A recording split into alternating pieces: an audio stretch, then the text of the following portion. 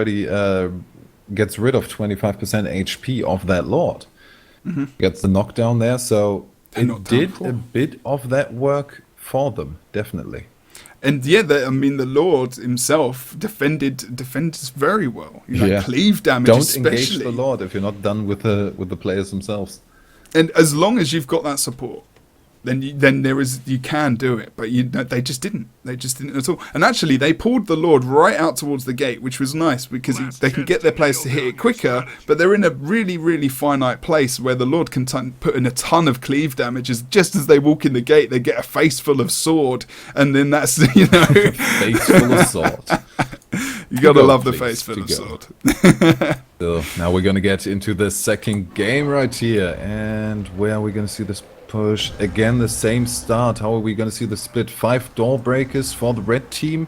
This seems very familiar. This time 2 archers on that blue side, and actually 1 archer in front, so he might be able to pull the aggro right at first, but they still need to get rid of those guards right here. Yeah, that's what Stealth Rogue's going for over on the blue lane, on the red lane, attacking wise. He's just taking out those guards as soon as possible, so the Elementalist has then got to try and focus on the door breakers as well as him, which is a good idea, but the Elementalist actually pulling the thief down very low here. He's actually going to, a good tactic, there you go, we got the blind off on one of the guards, so they're going to miss one of their first initial shots, and they're going to have to wait to actually recast. So just blinding those guards might be a better option than actually killing them in this instance, because they're doing quite a lot of damage. Even though a guard in the blue lane is still active there at that blue gate, the Doorbreaker now able to get some hits off. Guard dies, Doorbreaker still alive, and Stealth is just trying to maybe take out Convara.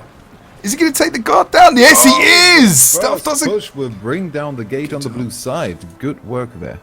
Good work indeed. We're actually going to see a couple of members going down over on the midpoint towards this supply. Some supply to pick up for either team there if they choose to go for that. Lissa going down over towards the attack of the red fence there.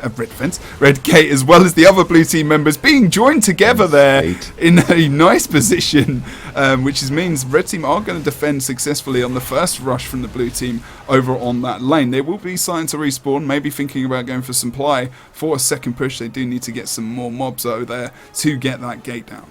And Stealth Rogue really did the work here. He really did. He even attacked a bit of the second line of guards there. That's a problem if you have just a completely supporty character as a defendant.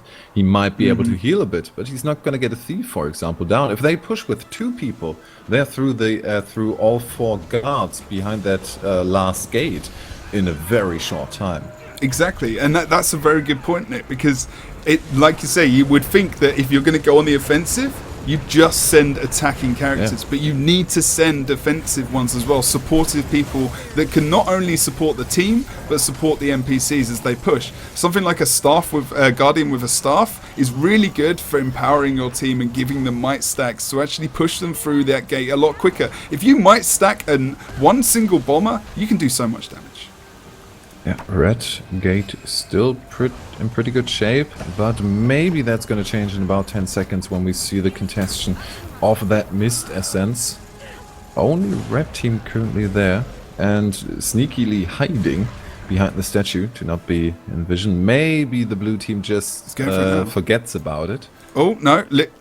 No, yeah. Oh, yes, he does. This is not actually going to go for it at all, and he's going to completely ignore it. Free pickup. Pickup. He's trying to save his friend. Won't be able to. The stomp comes through, and just a bit of contestation on that supply, but that hero is going to push in a second, and that's worth a lot.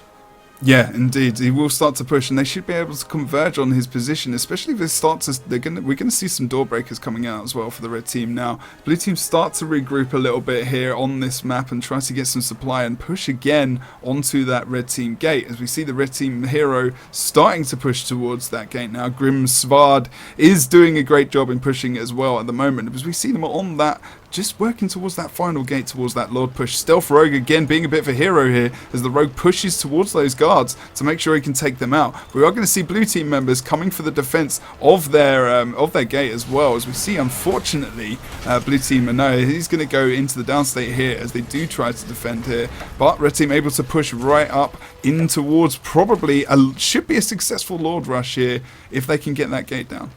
Now they seem to have the control here, and Stealth Rogue still, he can just work away on those guards, and he actually manages to get the guards down by completely ignoring these Staff Elementalists on the side.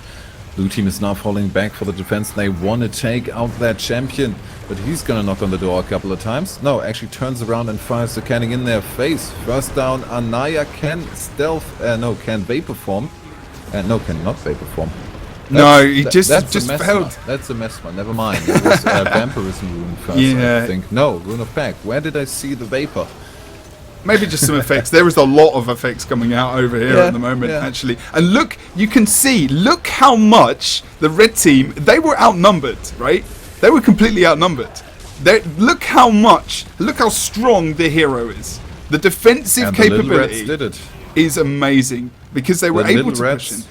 With that, I mean the door breakers, not the red team, by the way. I don't want to be patronizing. But now the door breakers kind of attacking a bit on the Lord. We see the champion ability coming out. 25% of that Lord HP already taken care of. And they don't seem to be able to be stopped. They actually left 2 players to bleed in a 5-man push. It's going to bring down the Lord so quickly. That was played perfectly, just to basically watch 4 door breakers from the side coming in. I don't see anyone coming to the defense fast enough. The first one to try is Urias, but we already have the downstate, and the stomp is going to mean the victory.